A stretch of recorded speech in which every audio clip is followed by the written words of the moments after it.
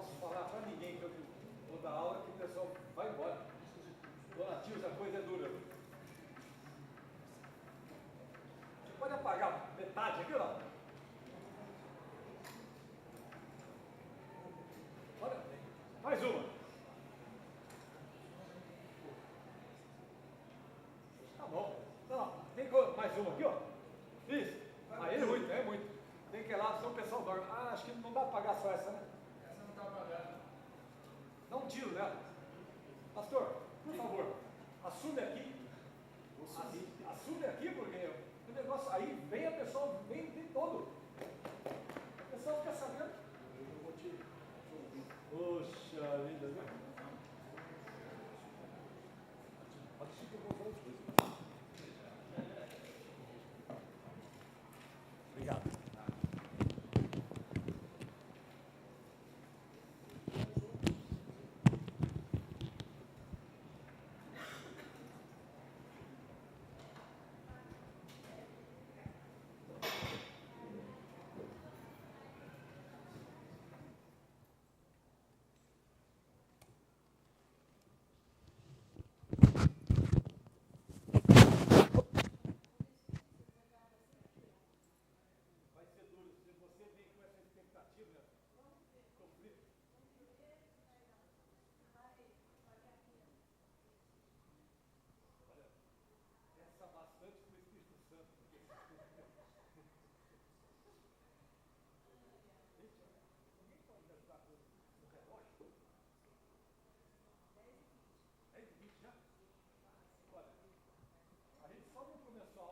O pessoal do Amazonas chega e fica conversando, entendeu? O pessoal do Amazonas, até chegar, vindo do Amazonas aqui, leva um tempão. E tem uns que não chegaram ainda. Brincadeira. Estão remando ainda. Ah, aqui, achei.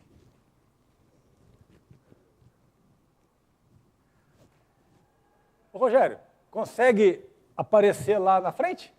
Aí ajuda. Ah, esse cara é bom, viu? Esse cara é bom. Deixa eu ver se funciona mesmo. Funciona. Muito bem, bom dia, bom dia. Gente, a dona Tereza está chegando, então é um momento especial. Entendeu? É um momento especial.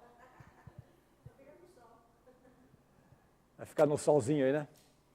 Mas muito então, bom dia, irmãos. Bom dia, nós vamos compartilhar hoje um pouco da palavra de Deus. Esse mês de julho, nós estamos fazendo trabalhando com temas assim alternativos, interrompendo então aquela sequência nossa e ao mesmo tempo, então eu fui naquela sequência que falava então do governo de Deus e o desgoverno humano. Estou pegando, de certo modo, dois temas e estou fazendo uma comparação entre dois personagens.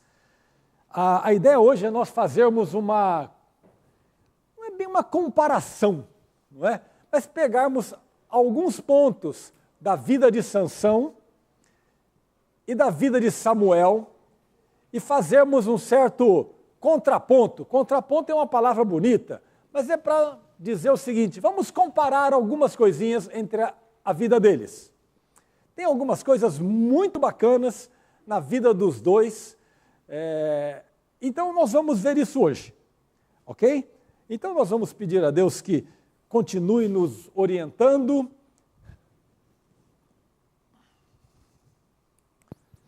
Nós vamos orar. Você ora para a gente? Pedindo que Deus nos oriente. Só isso, principalmente que Deus nos ajude a que tenhamos algo de aprendizado prático e que possa servir para a nossa próxima semana. Bom?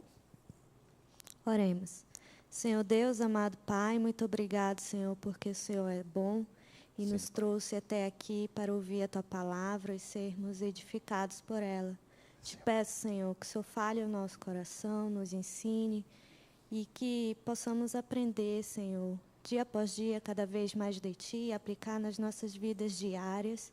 Tenha misericórdia de nós, cuida de cada um de nós, conforme a Tua vontade. No nome santo do Senhor Jesus Cristo. Amém. Amém. Obrigado. Só virar aí.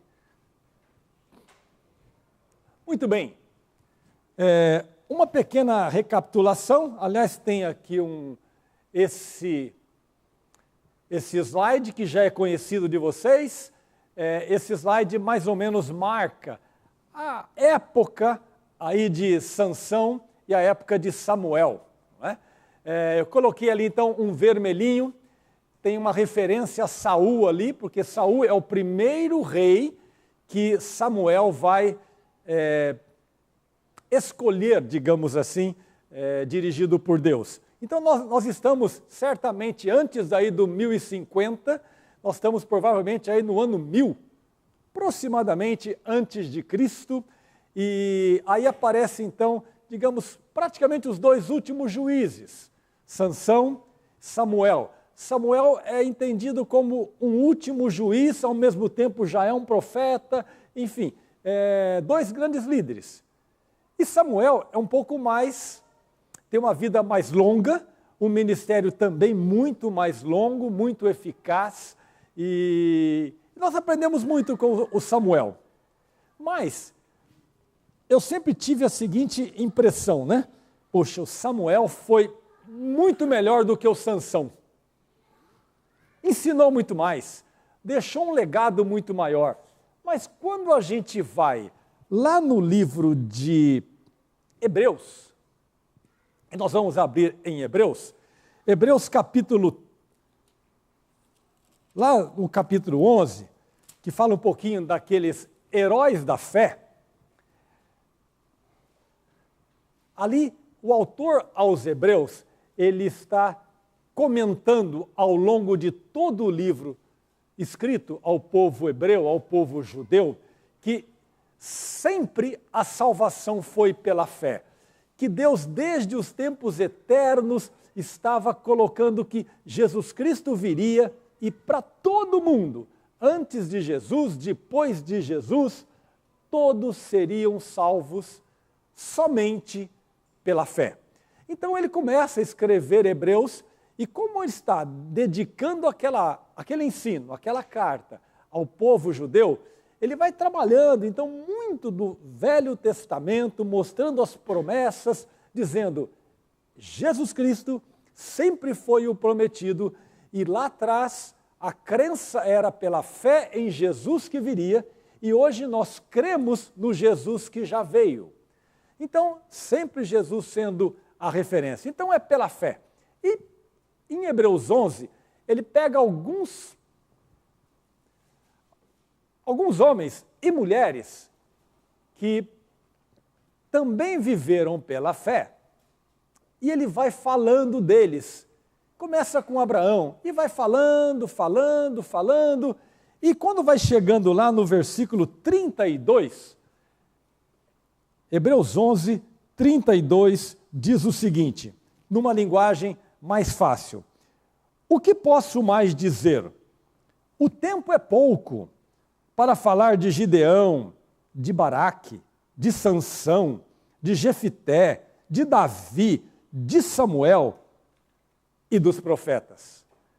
É interessante aqui que ele põe, de certo modo, o Sansão e o Samuel no mesmo balaio, com uma aparência no mesmo degrau de fé, pessoas que marcaram a sua época pela sua fé. E muitos anos depois da vida de Sansão e Samuel, se nós estamos aqui nessa história 1000 anos antes de Cristo, e nós estamos agora 2000 anos depois de Cristo, então os nossos amigos aqui, o Sansão e o Samuel, viveram há 3000 anos. Então, 1000 anos depois da vida deles, vem um sujeito falar da vida deles numa certa biografia não autorizada, porque o autor aos Hebreus não pediu licença para o Sansão e para o Samuel para falar da vida deles, e fala alguma coisa, e os coloca como pessoas de fé. Então, já pensou? Você, daqui a 100 anos, O que vão dizer de você e de mim? Então vamos pensar uma coisa. Por exemplo, Silvia, daqui a 100 anos, alguém fazendo uma biografia não autorizada por você, o que você acha que eles vão dizer de você? Difícil, hein? Não, ele não vai escrever difícil. O que você acha que alguém diria? Que eu sou uma pessoa comprometida no que eu sou, que é proposto para fazer. Eu me acho uma pessoa responsável, séria, às vezes até um pouquinho demais. Uma pessoa comprometida, séria, muito bem. Temos aqui um jovem, você estava sobrando. O que vão dizer de você daqui a 100 anos? Biografia não autorizada. Não sei. Não sei. É interessante. Difícil dizer, por ser jovem, o que vão dizer de mim. Eu estou fazendo ainda para dizerem de mim, né? Ok, interessante. Hebreus 11. Então, gente, alguém fazendo uma biografia não autorizada nossa é muito interessante. Isso talvez nos ajude a pensar um pouco, né, o que é que nós estamos construindo. Mas então, indo agora para a vida desses dois, nós temos aqui na tela uma situação onde estamos lá então em 1000 anos antes de Cristo e tem uma característica especial naquela época, que é o último versículo de Juízes. Já falamos várias vezes. O que fala o último versículo de Juízes?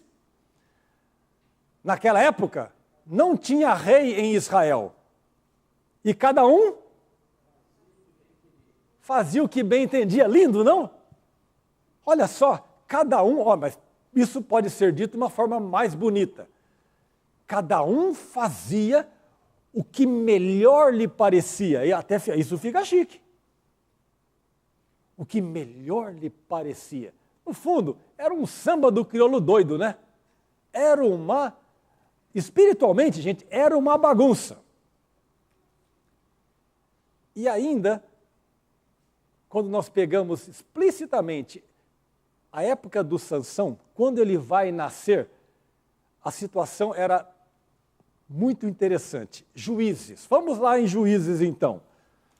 Juízes 13.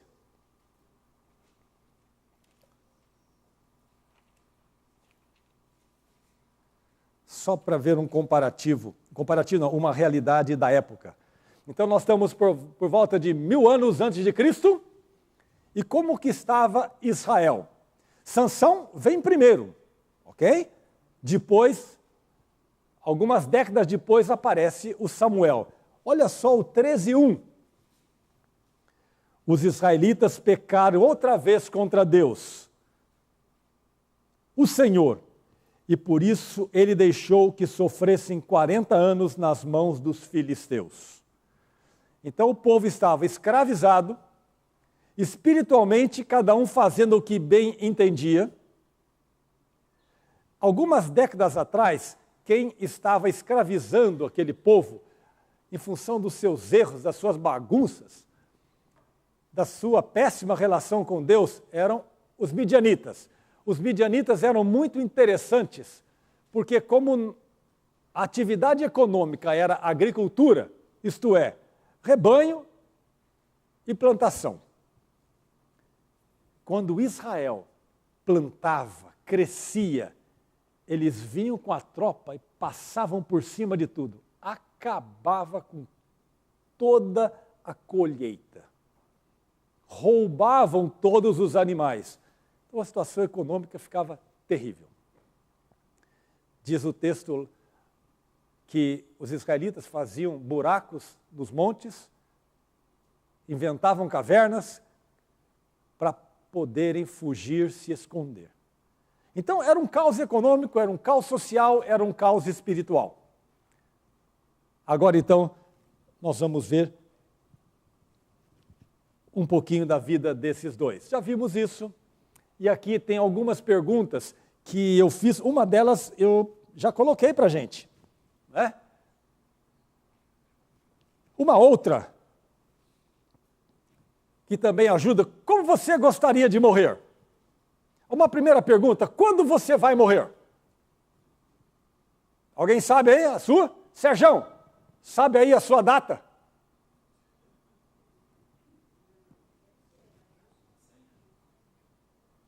A sua, sabe? Sua ceia não sabe? Não foi sorteado ainda?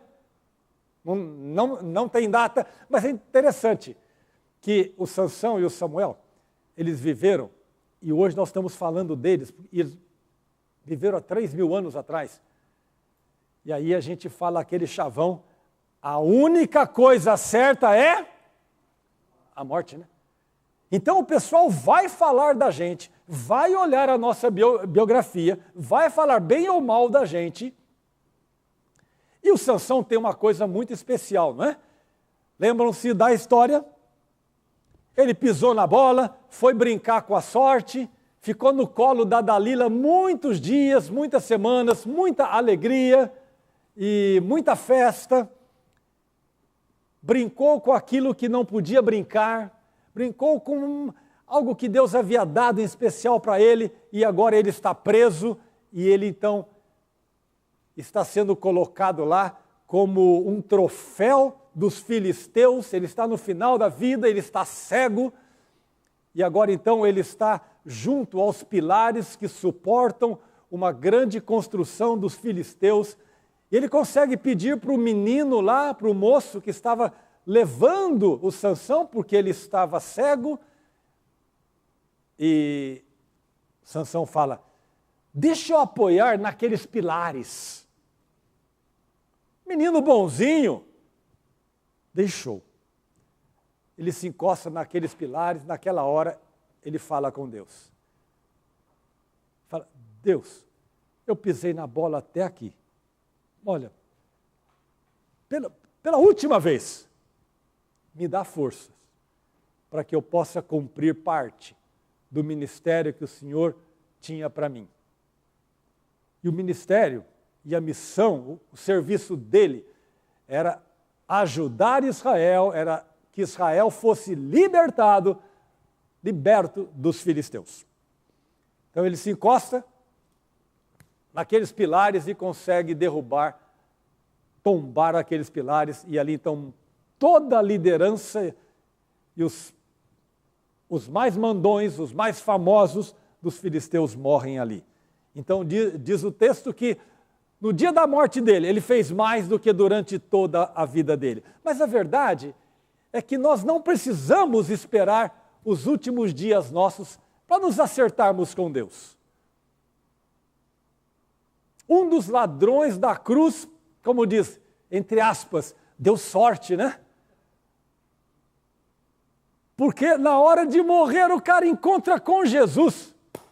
O outro também, e aquele lá, no último minuto, alguns têm uns últimos minutos, o Sansão teve, um dos ladrões, os dois ladrões tiveram também os seus últimos minutos, deu para pensar, deu para se acertar com Deus, pelo menos para organizar alguma coisinha na vida.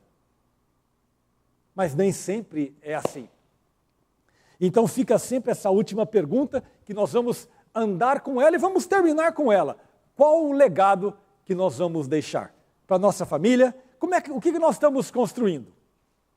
Então nós vamos ver um pequeno comparativo. É uma tela só, não é? Entre os dois. Dá para enxergar aí?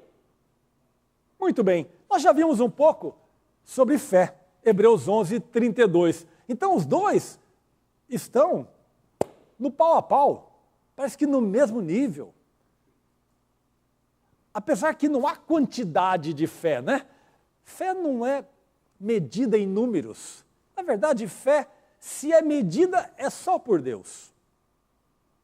Mas o autor, então, aos Hebreus, está dizendo, olha, os dois são exemplos de fé.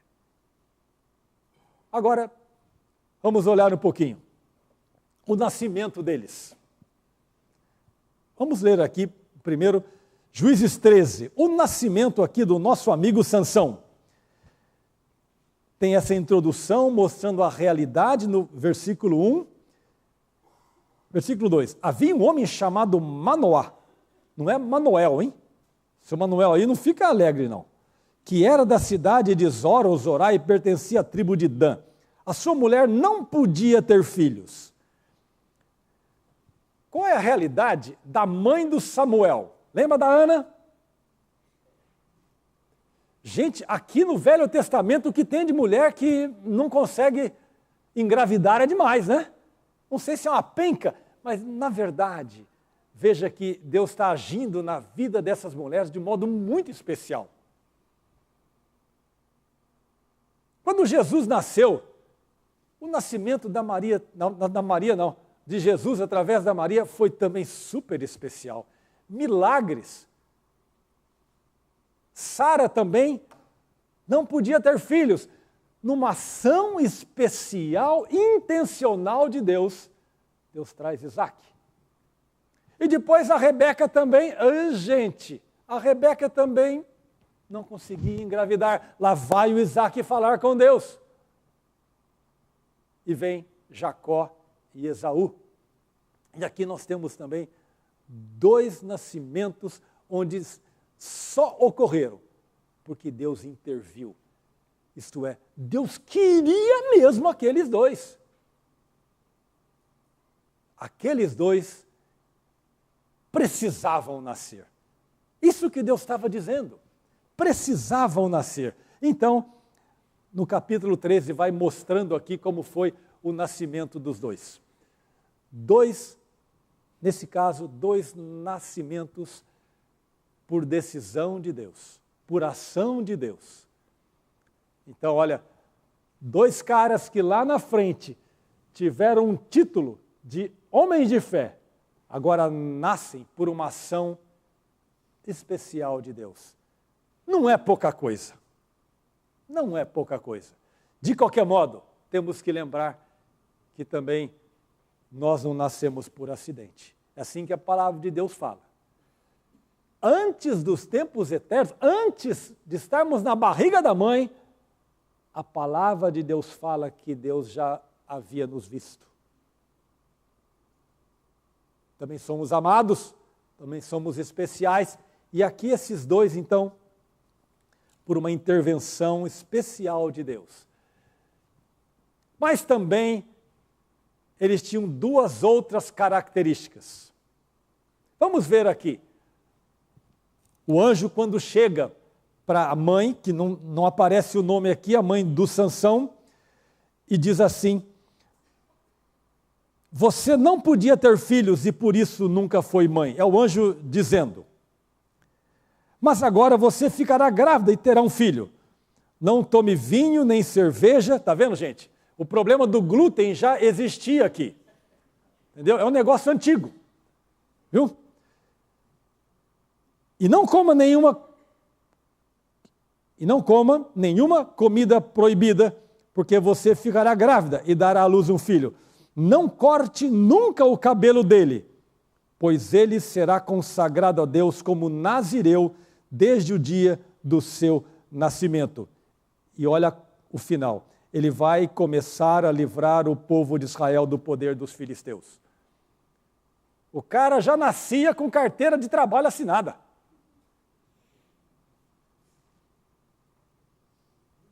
Agora vamos ver lá o Samuel, como é que foi Depois de Juízes vem Ruth. Ruth nasce também nesse meio de tempo, onde todo mundo fazia o que bem lhe parecia, mas havia pessoas sérias, e Ruth vai nascer nesse meio. Deus estava agindo. É interessante que enquanto todas essas coisas, os juízes estão acontecendo, está acontecendo também essa história da Ruth, do qual Jesus vai nascer. Jesus está na escadinha da Ruth.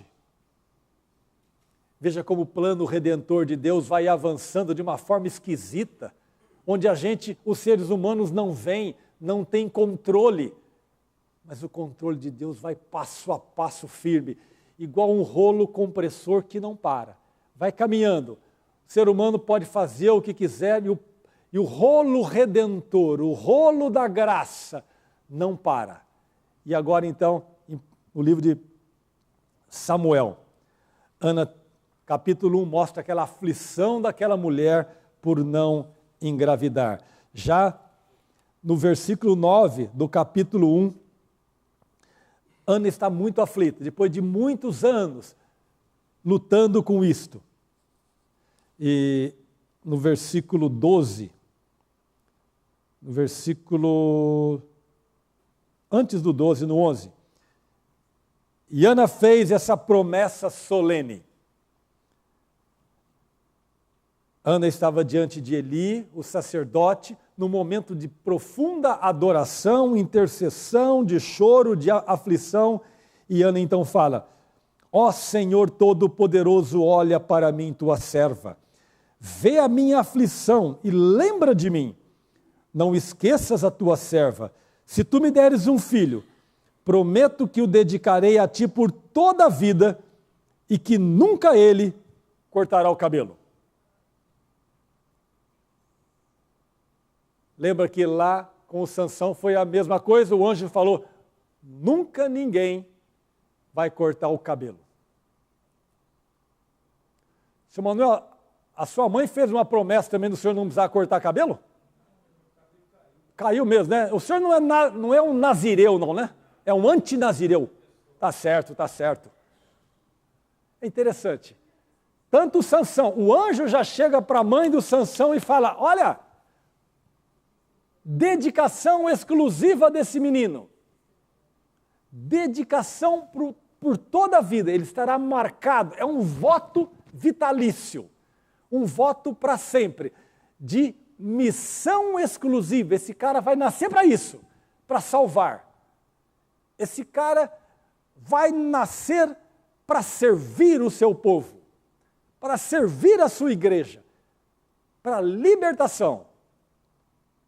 Agora, Ana, uma promessa com Deus também, fala a mesma coisa. Deus, ele será dedicado ao Senhor, com exclusividade.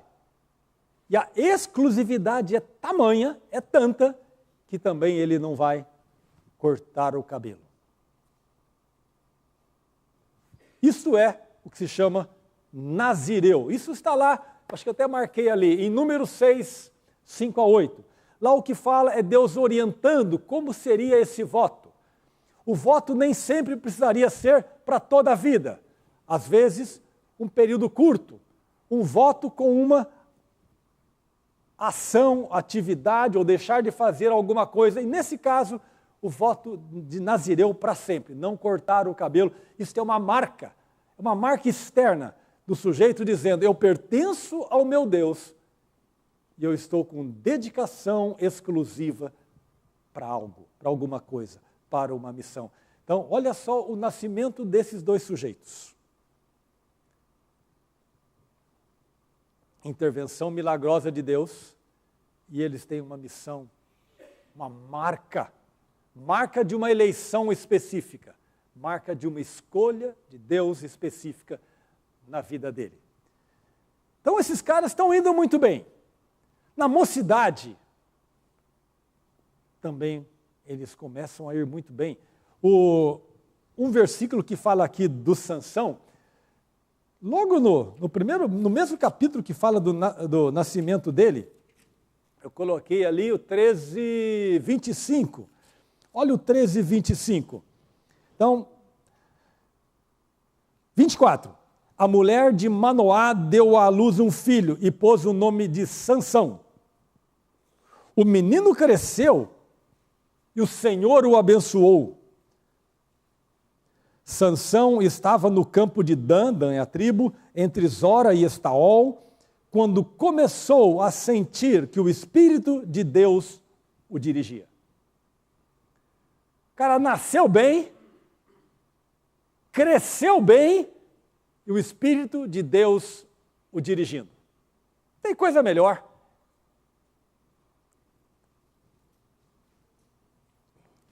Sansão vai indo bem. E o Samuel? O Samuel, então, nem se fala. O livro de Samuel é muito maior.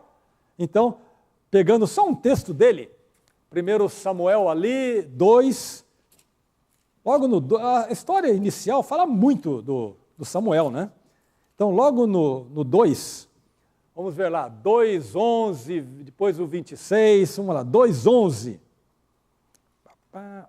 11 é depois do 10. 2:11. Então Elcana, é o pai dele, voltou para sua casa em Ramá, mas o menino Samuel ficou em Siló, no serviço de Deus, o Senhor, Deus do Senhor, como ajudante do sacerdote Eli. Agora no 26. E o menino Samuel continuava a crescer, e tanto o Senhor como as pessoas gostavam cada vez mais dele. Aí começa no 3, olha só, 3:1. Samuel ainda era menino e ajudava Eli na adoração a Deus, o Senhor. Então, Samuel está firme, crescendo, conhecendo a Deus através principalmente do sacerdote. Versículo 10. Então o Senhor veio e ficou ali, e como havia feito antes, disse: Samuel, Samuel. E ele fala assim: fala, pois o teu servo está escutando. Samuel agora começa a ouvir a voz de Deus, está aprendendo a ouvir a Deus. Depois, agora ainda no 19, e Samuel cresceu, capítulo 3, e Samuel cresceu. O Senhor estava com ele e fazia tudo o que Samuel dizia que ia acontecer. Já pensou? Que legal? Samuel cresceu e começou a ensinar, e começou a dizer, e Deus comprovava aquilo que ele dizia. Então, tanto Sansão quanto Samuel crescendo e testemunhando, o Espírito de Deus agindo, cada um cumprindo o papel que Deus havia lhe dado. Melhor ainda, né? Quando 1000 anos depois, de novo, o autor aos Hebreus fala: eles foram homens de fé. Não tenho tempo para dizer muito mais, diz o autor aos Hebreus, para falar do Sansão e do Samuel, mas foram pontas firmes. Agora, a vida continua. Olha só. Bom, a missão deles nós basicamente já comentamos. Lá o nosso amigo Sansão, ele começa a agir naquele versículo lá no 25, ele já nasce, tá? E no capítulo 14 ele começa a inventar história. Né? Inventar história. E depois aqui então nós vamos ver que o Sansão começa a dar umas guinadas para cá e para lá, Deus continua a orientá-lo, abençoá-lo, mas a gente vai vendo que ele começa a tomar algumas atitudes meio impensadas. Ele começa a tomar algumas atitudes em que ele foi deixando um pouco de lado a sensatez, alguns princípios elementares da palavra de Deus, deixou de ouvir pessoas mais experientes e foi começando a dar umas cabeçadas. Já o Samuel não. Pegou no breu ali e foi embora. E foi embora. Até a velhice. Uma vida com Deus, cumprindo fielmente o chamado de Deus e a promessa dos pais, honrando o voto dos pais, entre aspas, quando ele foi batizado. Os pais fizeram um voto dele ser criado no caminho e de que ele andaria sempre no caminho do Senhor. E ele honrou o voto desses pais. O Sansão, ele começa a ter algumas atitudes. Capítulo 14, ele diz assim ao seu pai. Bom, versículo 1 ainda. Sansão desceu até a cidade de Tina e ali viu uma moça filisteia. Voltou para casa e disse ao seu pai e à sua mãe: eu vi em Tina uma jovem filisteia. Peçam essa moça para mim, porque eu quero casar com ela. Mas o seu pai e a sua mãe responderam: por que é que você foi procurar uma mulher no meio dos filisteus, aquela gente que não pratica a circuncisão, isto é, gente que não é do nosso povo? Será que não podia achar mulher no meio dos nossos parentes ou entre o nosso povo?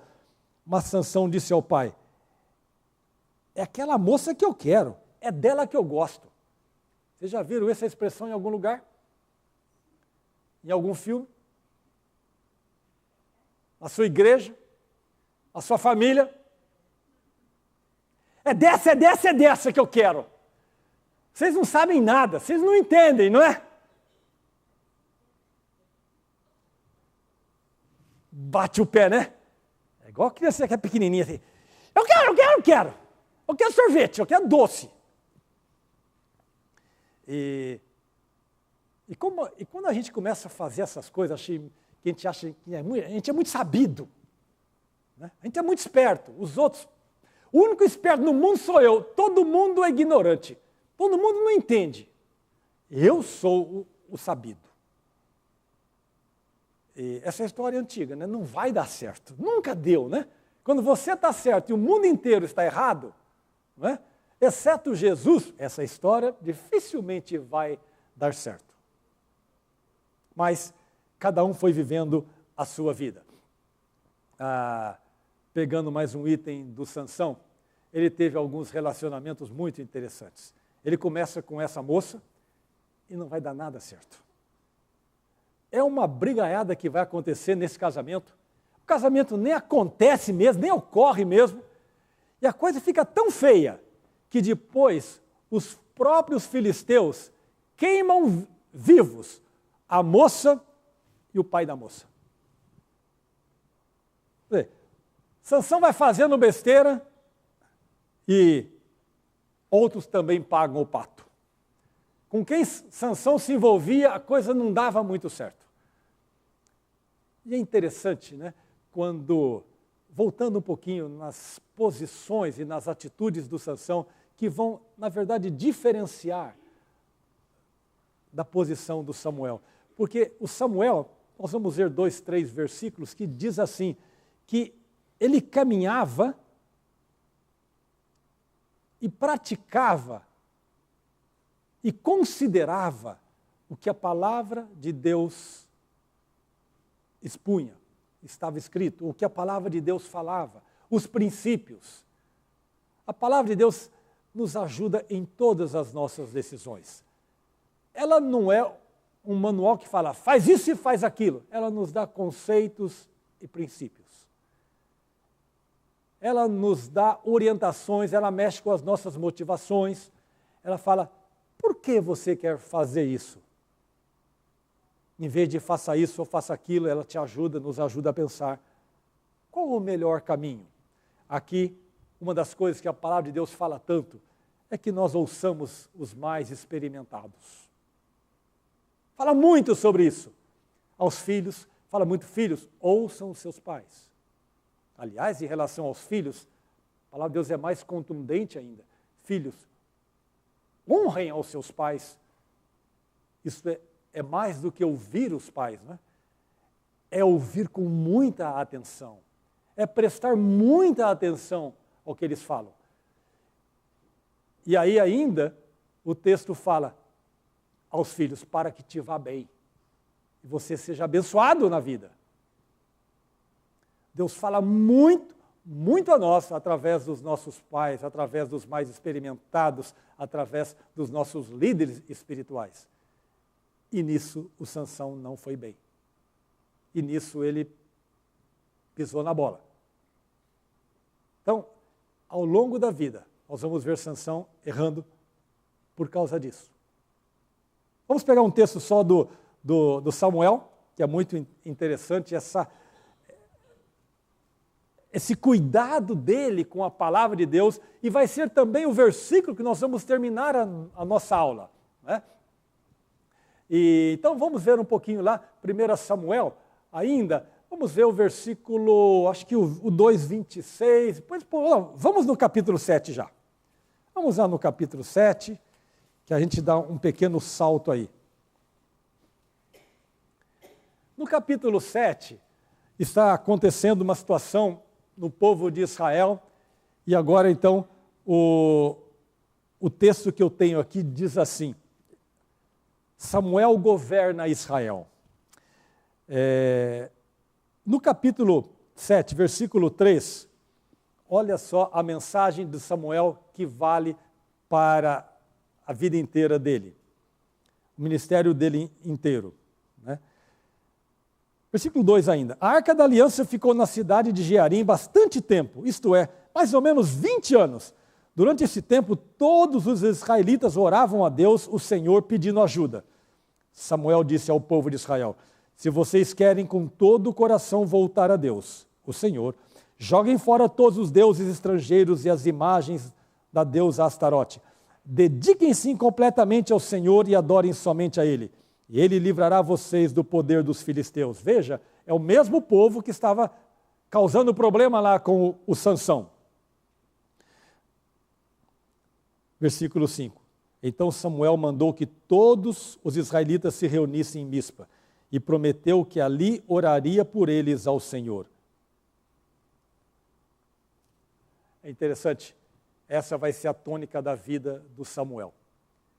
Fala, gente, um coração no relacionamento com Deus precisa viver com exclusividade. E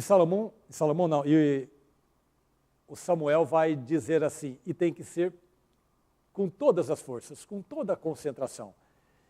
E aí o Samuel ainda fala, e eu vou orar por vocês. E Samuel vai caminhando numa vida de oração, e quando lá no final da vida, ele já está idoso, o povo chega para ele e fala, nós queremos um rei porque os outros povos têm. Samuel falou, isso não vai dar certo. Não, nós queremos um rei porque todo mundo tem. Isso não vai dar certo. Nós queremos um rei, nós já decidimos. Samuel consulta a Deus e Deus fala, olha, atende, não tem jeito. Atende a voz deles. Dá um rei para eles. Mas diga que eu não gostei da ideia. E Samuel então diz assim ao povo, olha, Deus não gostou da ideia, vocês estão pisando na bola. Não, nós queremos um rei, nós queremos um rei. Aí então Samuel constitui um rei, vai vir o rei Saul, e eles chegam para Samuel e falam, então nós erramos. Né? Aí Samuel falou o seguinte, olha, eu vou estar orando por vocês. Eu vou estar pedindo a Deus por vocês, jamais deixarei de interceder por vocês. Essa é a vida do Samuel, levando o povo o tempo todo a buscar a Deus de todo o coração. E num dos momentos mais duros, já da vida de Israel, aparece aqui um dos versículos, talvez o versículo-chave que nós temos aqui no livro de Samuel, que foca muito essa questão da palavra de Deus. O rei Saul tinha pisado na bola e agora Samuel vai dar um tranco no Saul e ele fala algo que serve para nós todos e que diz assim, versículo 22. 1 Samuel 15, 22. Vamos ler em mais de uma tradução. 1 Samuel 15, 22. Doutor Celso, o senhor abriu aí? 15, 22. O senhor pode ler para a gente? Deve estar aí por perto. Porém Samuel disse, tem porventura o Senhor tanto prazer em holocaustos e sacrifícios, quanto em que se obedeça a sua palavra? Eis que o obedecer é melhor do que o sacrificar, e o atender melhor do que a gordura dos carneiros. É isto. Alguém tem uma outra tradução? Sua tradução é diferente? Alguém tem uma outra tradução? Então, tem a minha aqui. A minha diz assim, Samuel respondeu, o que é que o Senhor Deus prefere? Obediência ou oferta de sacrifícios? Numa outra expressão, obediência ou culto, bastante movimentação na igreja? Ele responde, é melhor obedecer a Deus do que oferecer-lhe em sacrifício as melhores ovelhas. O que ele está dizendo? Obedecer é conhecer a palavra dele, ir atrás do que Deus pensa e cumprir. É muito melhor do que vir à igreja. É muito mais importante do que vir ao culto, do que dar aula na escola dominical, do que cantar no coral, do que participar de todos os departamentos da igreja. Essa é a tônica da vida de Samuel, e nisso o Sansão caiu. Porque algumas coisas A palavra de Deus, ele não deu importância. Nós vamos encontrar lá no céu Samuel e Sansão. São nossos irmãos na fé. Mas isto não significa que todos eles, e que nós, não batemos cabeça. Ainda bem que a gente tem esses caras aqui que erram também. Uma coisa triste da vida do Samuel é que provavelmente ele foi um pai muito ausente da casa dele, por causa do trabalho. Diz o texto que ele visitava, rodava Israel, orientando, ensinando e julgando, orientando, ensinando e julgando, e voltava para a casa dele, na cidade de Ramá. E depois saiu outro ano de novo.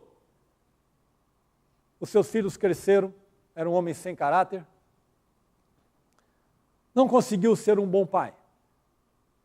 Então, quando a gente olha a vida deles, ele fala assim, puxa vida, não sou só eu, né?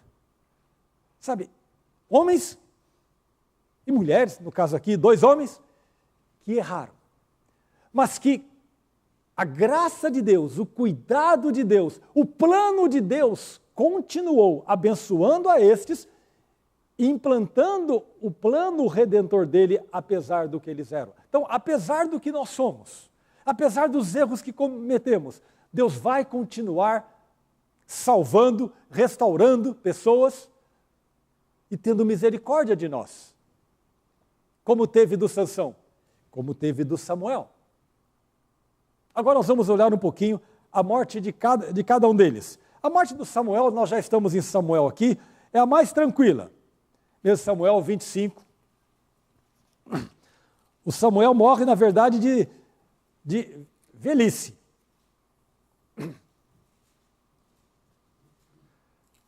Uns versículos antes, o Samuel vai...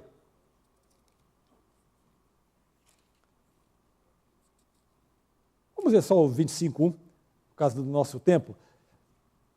Samuel morreu e todos os israelitas se juntaram e choraram a morte dele. Então o sepultaram na sua casa em Ramá. Aqui, Davi já era rei. Samuel deve ter morrido aqui, mais ou menos, nós não temos muitos elementos para dizer isso, mas pelo tempo do reinado de Saul, pelo tempo do reinado de Davi, e ele morreu mais ou menos no início do reinado de Davi, todo o tempo que percorreu, ele deve ter morrido aí com uns 70 anos, mais ou menos. Não tem muitos elementos para precisar, mas morreu de velhice. Já o Sansão vai morrer aí com seus 40 anos. Cedo demais, digamos assim. E aí, então nós vamos olhar um pouquinho lá a morte dele. Nós já comentamos um pouquinho da morte dele, não é? E só passando o que eu deixei ali nos relacionamentos pessoais dele. Então, ele tenta aquele primeiro casamento, aquilo foi uma tragédia, não é? Depois diz o texto que ele arrumou uma moça lá, e a moça não tinha uma fama muito boa, mas passou um tempo com a moça lá, e depois, no final, ele se envolve com uma moça chamada Dalila. Nós não sabemos exatamente se a moça era uma filisteia, se era de um outro povo, não há muita clareza nisso, mas ele se envolve com ela, e não era gente boa. Ela estava ali para arrancar alguma coisa dele. A primeira também não era lá grande coisa. A primeira também o enganou. E essa última agora aqui só queria tirar alguma coisa dele, levar vantagem com ele. Não era boa companhia, muito menos para viver a vida inteira. Não era uma boa amizade. Mas o Sansão, ele não era bom de escolha. Ele escolhia do jeito que ele achava melhor. Ele não procurava, de novo repetindo, pessoas mais sábias para ajudá-los na decisão. Quando alguém falava alguma coisa, batia o pé. Tinha que ser do jeito dele. perdia a paciência rápido. No primeiro casamento, ele foi enganado pela mulher e ele ficou tão irritado que ele pega 300 raposas, amarra 2 a 2, então ele faz 150 duplas de raposas, amarra-as pelo rabo, não sei como, mas ele põe ali uma chama, ele põe fogo nesse nó que ele faz e solta as raposas. As bichas saem desesperadas e queima tudo que vê pela frente da plantação, da agricultura do povo filisteu. É uma alegria, isso dá filme. Gerald Ford e Cícero Martins. É um filmaço. Gente pegando fogo em tudo. Uma estupidez. Então, pavio curto.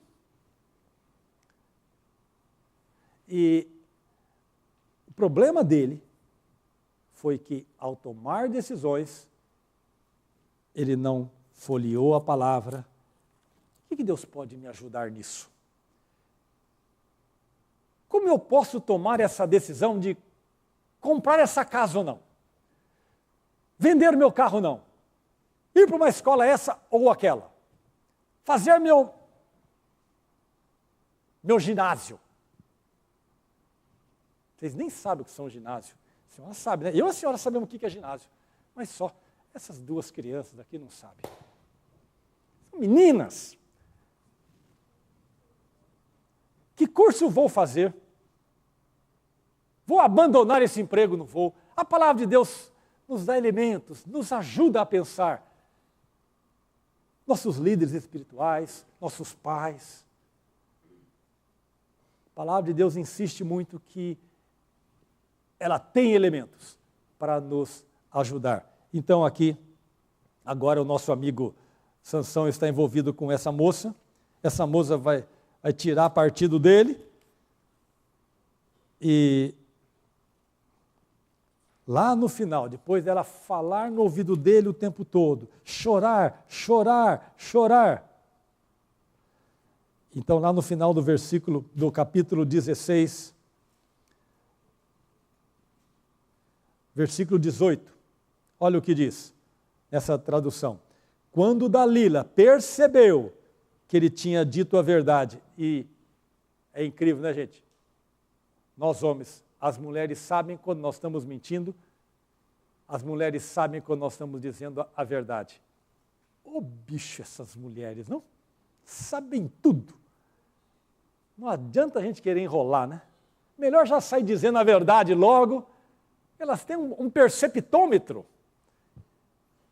E aqui não era diferente, graças a Deus por isso, né? É por isso que eles falam, ou as mulheres levam os homens para cima, ou enterra de uma vez, né? Não tem muita, é sempre assim, não é? Elas realmente mandam na gente. Quando Dalila, versículo 18, percebeu que ele tinha dito a verdade, mandou o seguinte recado aos governadores filisteus: voltem de novo, agora ele me disse a verdade. Olha o que diz. Então eles vieram e trouxeram o cacau, o dinheiro. Era o interesse dela. O bobão estava lá um tempão. Ela fez com que Sansão dormisse no seu colo. Coisa linda, é o amor, é o amor. Em seguida chamou um homem e ele cortou as 7 tranças de Sansão. Aí Dalila começou a provocá-lo, mas ele havia perdido a sua força. Ela gritou: Sansão, os filisteus estão chegando. Ele se levantou e pensou: eu me livrarei como sempre. Sansão não sabia que o Senhor, ou que o Espírito do Senhor, o havia abandonado. Os filisteus o pegaram e furaram os seus olhos. Então o levaram para Gaza. Aliás, está tendo briga lá à vontade, né? Aquela região lá era boa, né? Até hoje, jornal de ontem, morreram punhado lá, né? Aí entrando o tanque de guerra lá, tá uma alegria, né? Os filisteus o pegaram e furaram os seus olhos, lá mesmo. Então o levaram para Gaza e o prenderam com correntes de bronze. E o puseram, é chique, né? Corrente de bronze, porque o cara é chique, né? Porque podia ser de ferro comum, né? E o puseram para trabalhar na prisão, virando o moinho. Mas o seu cabelo começou a crescer de novo. Esse final é lindo, não é? Mas o seu cabelo começou a crescer de novo. O que quer dizer isso? Antes falou que o Espírito do Senhor, o que o Senhor o deixou. Mas o seu cabelo começou a crescer de novo. Ricardinho, está crescendo de novo o cabelo aí? Tá difícil, ó. Você não foi feliz, hein, cara? Ah, louco. O filho está lá careca, pô. Cavi. Começou a crescer de novo. O que significa? Deus não havia esquecido. Apesar dos pesares, Deus não se esquece de nós. Esse Deus é demais. Não dá para entender esse Deus. Tamanha sua graça, sua misericórdia, o seu cabelo começou a crescer de novo e vai ter um efeito à frente. E agora vai ter um festão. A maior festa que os filisteus já fizeram. E é interessante, aqui nós estamos chegando no final da vida do Sansão. Lembra o primeiro versículo? Quando começa a falar do nascimento dele, a coisa estava feia. Os filisteus há 40 anos estavam escravizando, massacrando Israel. Muito difícil a situação. Deus intervém, parece que o que Deus faz não está dando muito certo. Parece que Deus não pensou direito e não conseguiu fazer o Sansão direitinho. Deus podia ter feito um cara melhor, né? Mas esse cara vai errando, e aqui o cabelo dele começa a crescer. Deus não está perdendo o controle. Jesus vai nascer. Esse povo precisa continuar, senão Jesus não vai nascer. Como eu disse, nesse meio de tempo aparece esse negócio da Ruth aí, essa moça que não tem nada a ver com Israel. Essa moça que não conhece o Deus de Israel vai aparecer aqui, sei lá por que essa moça está aqui. Quando a gente vai olhar, essa moça está aqui por causa do plano redentor de Deus. Porque Jesus tem que nascer, porque Israel tem que chegar, e eles vão cruzar lá na frente e vai nascer Jesus. Aqui o cabelo dele começa a crescer. Esse cabelo crescer é Deus continuando o seu plano, apesar das falhas. Deus continua a agir.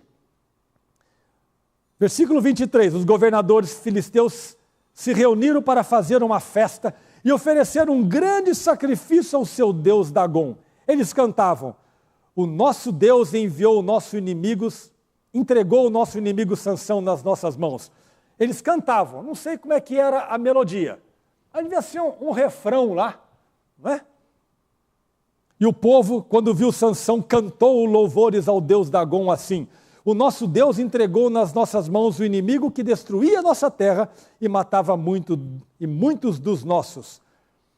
E no meio daquela alegria, disseram, no meio daquele culto, disseram: chamem Sansão para ele nos divertir.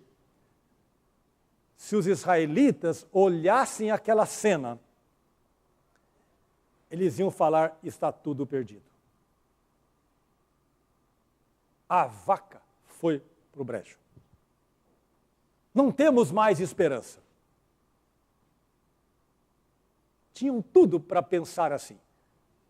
O único detalhe é que o Deus de Israel, o nosso Deus, o Deus Salvador, o Deus Redentor, não tinha terminado ainda a sua história e não terminou. O plano redentor vai continuar. Parecia que não tinha mais esperança.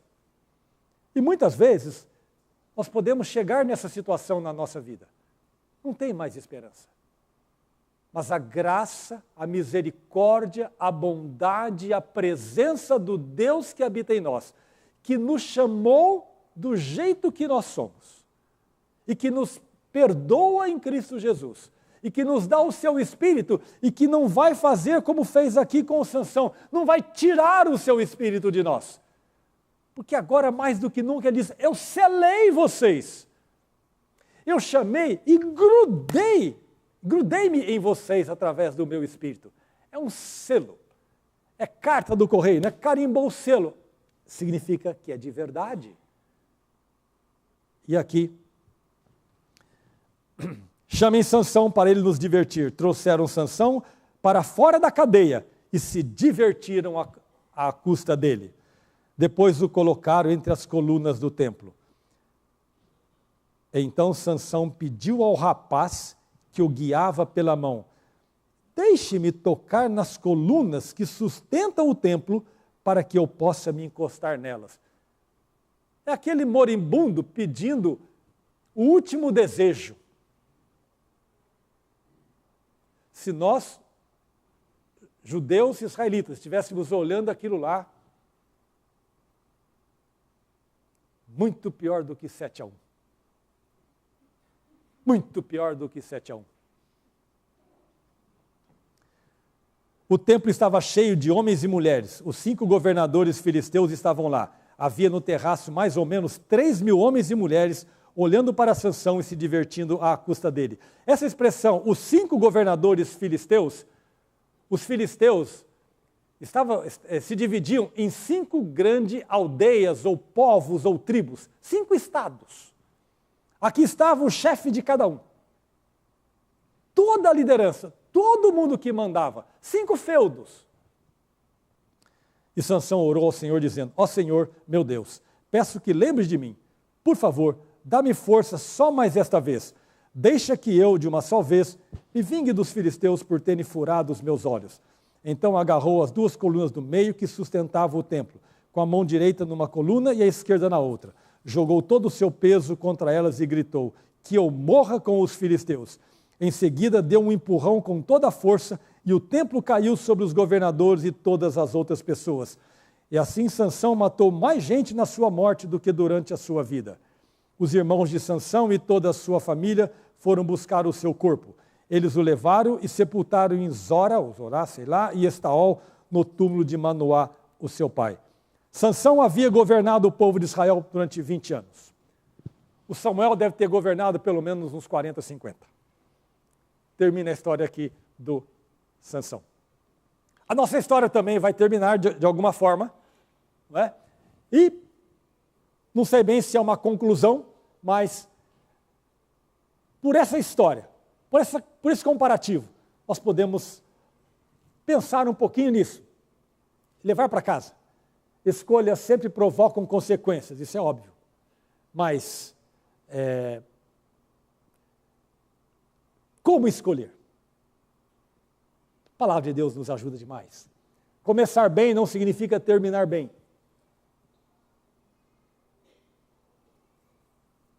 A começativa é mais fácil, né? Mas a terminativa é mais difícil. Terminar não é fácil. Decisões baseadas nas emoções podem não dar bons resultados. Aliás, de um modo geral, os resultados não são bons.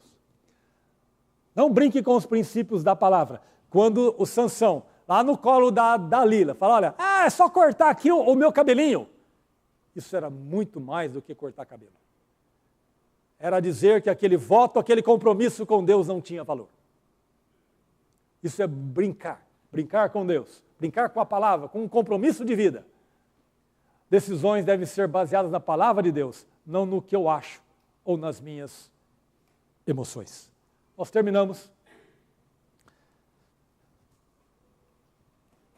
Nosso tempo já foi e eu espero que isso possa nos ajudar a questionarmos a qualidade de vida que temos levado, a qualidade do nosso relacionamento e aquela perguntinha doida, né?